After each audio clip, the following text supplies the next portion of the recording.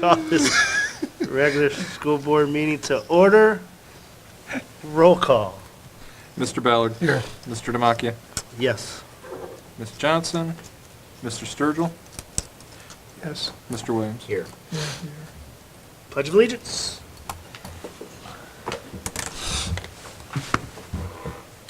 Pledge allegiance to the flag of the United States of America and to the republic for which it stands, one nation, under God, indivisible, with liberty and justice for all. I guess our students don't have the opportunity to come and do those kind of things with us anymore, huh? It's a good point, because it's been a while since we've had students come in and, either speak or perform or... Give us an update on their academic achievements. It certainly can't hurt to send a request and see if we can't get some of our scholars here to perform for us. Always good to get the updates of their academic achievements and those kind of things. I like that. No, absolutely. It's funny because I was talking to somebody about that. Yes. It's Good. interesting. I would say hearing of the public, but Call for it. I don't see anybody. Joe. First hearing of the public? No takers. Shocking. Need a motion to approve and sign the minutes for the meeting held January 16th and for both special board meeting and the organizational meeting. So moved. Support. Discussion? Roll call. Mr. Sturgill. Yes. Mr. Ballard. Yes. Mr. Demakia. Yes. Mr. Williams. Yes. And any old business? Report and recommendations of the treasurer. Recommend for approval items 8.01. That's just 8.01. It's combined. It's both the 2006 series and 2007 series bonds.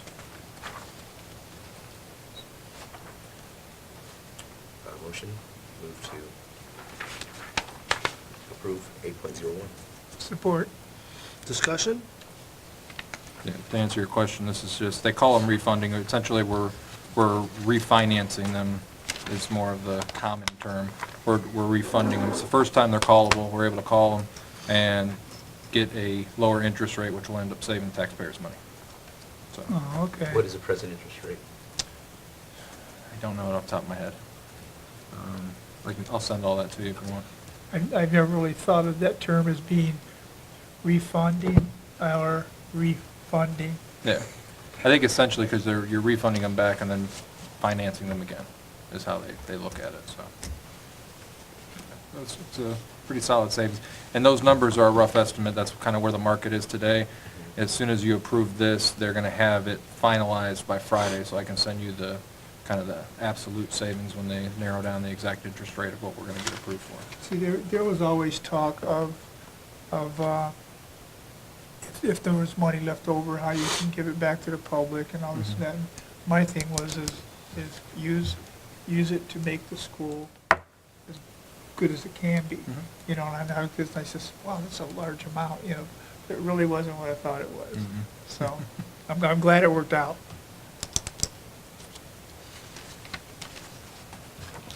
Roll call. Mr. Williams? Yes. Mr. Sturgill? Yes. Mr. Ballard? Yes. Mr. Demakia? Yes. It's always nice to save folks like mine some money. Absolutely. The only other item I have, I think I scanned and emailed it to everybody, was the letter that I had received from, actually from Mr. Giardini, who had given it to me that he received from City Hall about City Center West LLC is interested in building a gymnasium off of the city center downtown Lorain. It used to be an old bank, now I believe it's a vacant lot over there. And it's a $700,000 project that he's looking at, and he is requesting a 100% tax abatement over a 15-year period. And obviously, that can't be approved 75% or less.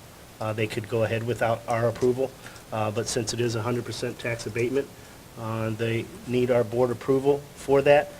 So hopefully you guys had a chance to look that over and look at the letter. Any comments on any of that?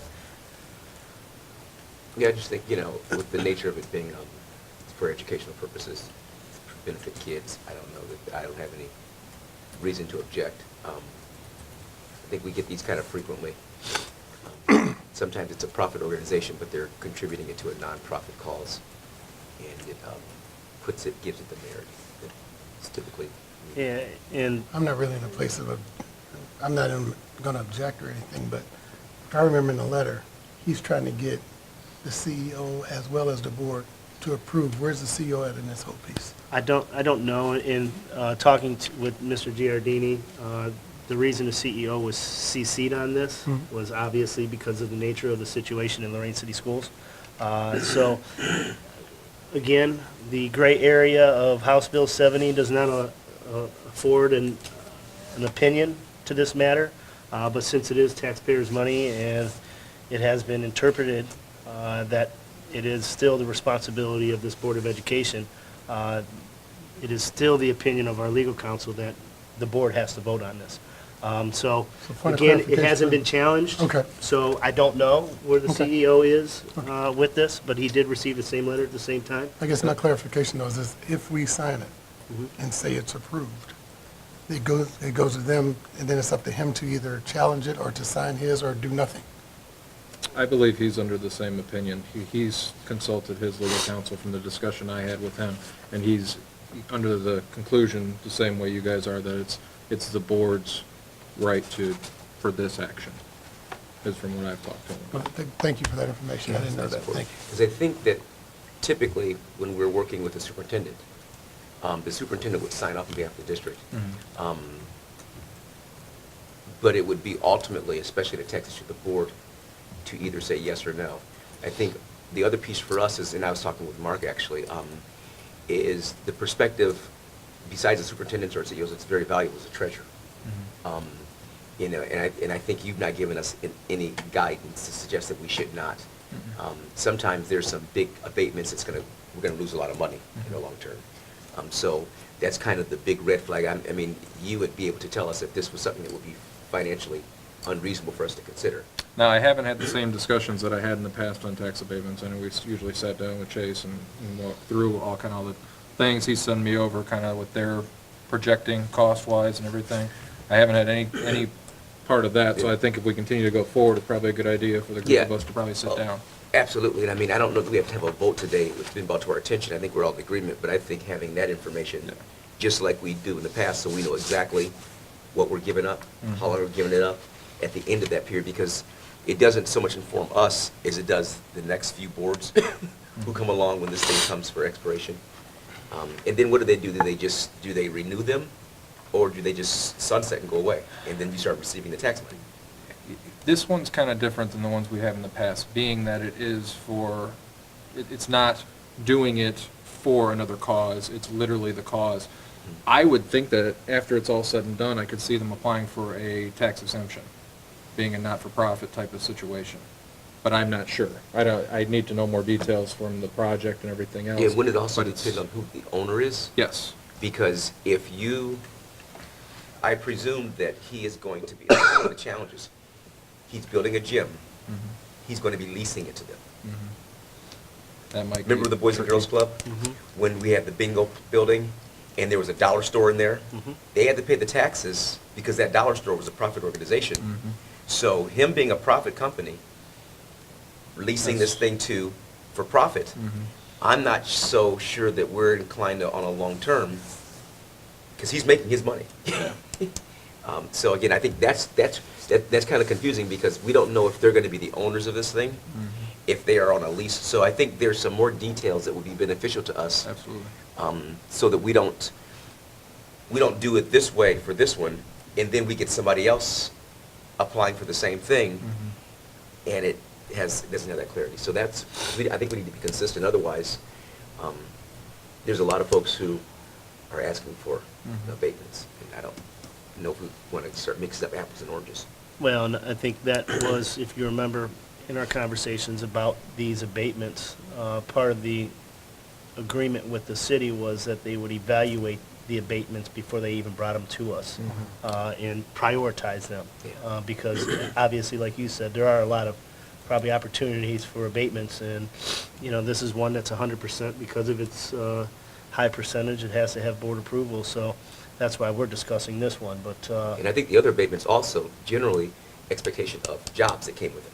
Exactly. Open the business, you're bringing in employment to the city, they're paying taxes. Right. This is Yeah, it's a completely different completely direction. different. now, we do have the option of, you know, approving it with conditions. If there is something that we want to get out of it, whether it's, you know, for economic purposes or not, you know, we can certainly look at that option. But, you know, again, I personally don't have a problem with it. I mean, for your point, it's going for educational purposes, and it's helping those kids that, number one, I believe that's an autism school, which I think in my conversation, you know, the point of the conversation was that he wanted to build something because these kids didn't have that kind of space. So Very necessary. it is necessary, and, you know, I understand what he's trying to do, and, you know, I commend him. And again, it's a vacant lot that we're going to put a gymnasium on, and, you know, maybe one of the conditions is, you know, we look at a condition of use of that facility. You know, I don't know, something to think about, but, you know, I wanted to get it to you guys ahead of this meeting and see where you guys were at. And If we have to act on it today, I'm good. I just, again, it's one of those things where there's a little bit of ambiguity because we've never done one quite like this. Mhm. And absolutely for the kids to be able to play. They used to use the church every now and Yes. then. Yeah. And the dollar amount too. I mean, it is under $700,000. You know, we've seen abatements that were millions of dollars. And the only thing that's is- where it gets, This That's doesn't normally the abate norm. the property tax, it just abates the additional value once they put the building on, correct? Correct. So whatever taxes we were getting, we still get. Yes. We don't get the increased value because of the It's just for construction. the new construction. correct. Bless you. Thank you. And I would assume that he would apply for an exemption after the 15 years. I would think so. Yeah. So, He or somebody. I think Here, it- somebody. I think it would be a great thing that, I mean, I had a couple relatives that attended that, and it would have been great to have had a gymnasium right there, mhm, you know, I could see the use for it. mhm. But moving forward, I think that you're right. We need to get a little more information. I think that, you know, looking at the project, and this is a little unique from what we've dealt with before, you know, so I will relay that message on to him and get back to, if we're going to be looking at abatements, then we need to really see the details of it. You know, but are there any objections of, I know it's not on the agenda, walking it on today? No? I don't have any objection.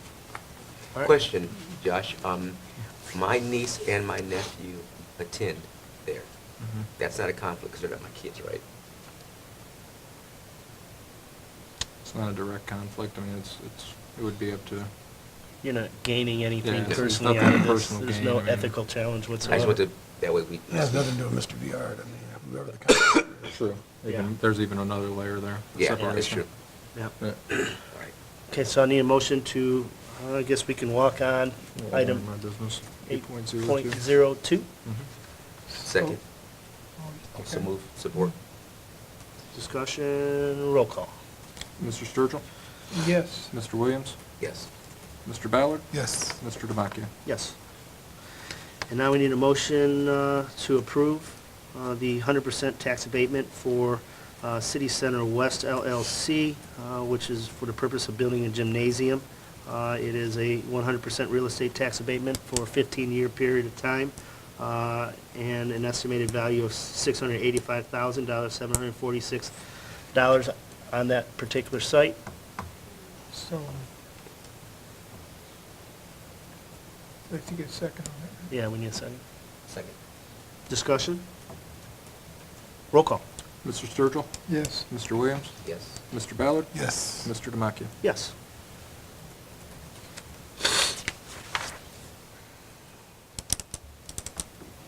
Any new business? Requests from board members?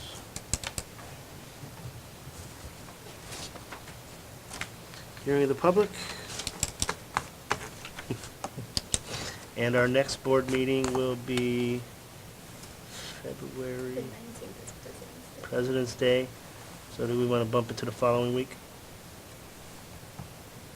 What's the following week? Is going to be the 26th, February 26th. Make sure that's okay. 24. Oops.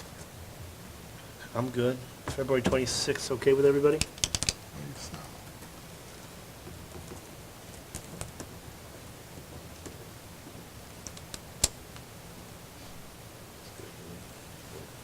Good. If I'm open yet. I'm good. Okay. So our next board meeting will be February 26th at 5 o'clock right here. Need a motion to adjourn? So moved. Second. Discussion? Roll call. Mr. Ballard? Yes. Mr. Sturgill? Yes. Mr. Demakia? Yes. Mr. Williams? Yes. This has been a production of Lorain City Schools TV 20 WLCS.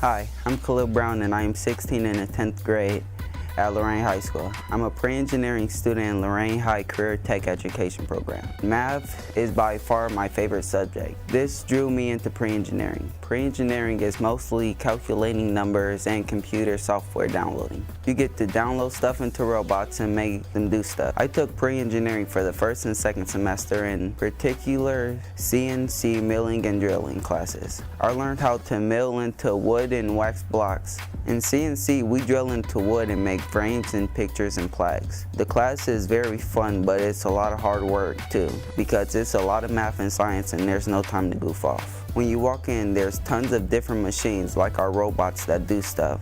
And we make sure we're wearing safety goggles when we're drilling metals and things. I feel good working on machines because it comes natural to me. But even if you're not good in math and science, you will still have a lot of fun because our instructor, Mr. Bogan, walks you through it all. He's a great teacher. If you don't know how to do it, he'll take the time to explain it to you. You make sure you have a lot of fun programming machines and robots. I am glad to be in this program because now I know what I want to do with my life, and it's all thanks to Lorain High Career Tech Pre-Engineering Program. Hi, my name is Tyler Strong. I'm 17 years old and I just finished 12th grade at Lorain High School. I was in the Welding Career Tech Education Program. I will tell you that welding is very different and very enjoyable. I wound up into welding my senior year and after my first semester and fell in love with it. It's kind of like an art. It's different every day.